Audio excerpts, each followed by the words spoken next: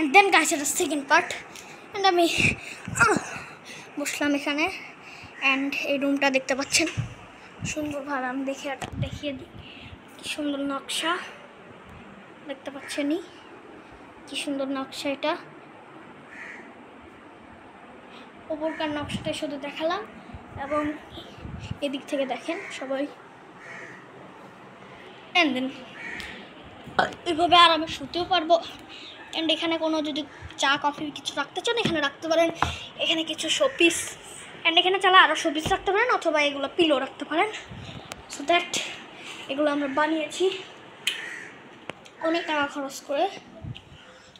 তারপর এটা হচ্ছে একদম সুন্দর রাজকীয় ডাইনিং টেবিল, দেখছেন কি সুন্দর ডাইনিং টেবিল। অ্যান্ড এটা হচ্ছে শোকেস, ওকে।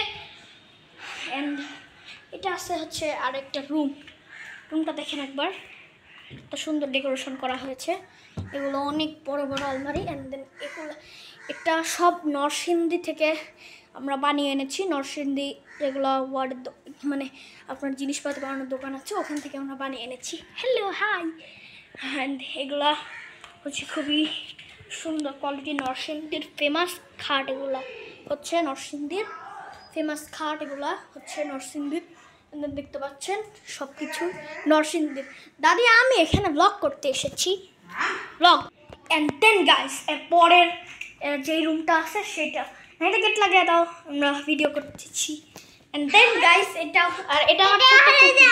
আমার ছোট্ট ফুপি দেখতে পাচ্ছেন, আর পরে যাবে। এটা রুম, বেডটির সব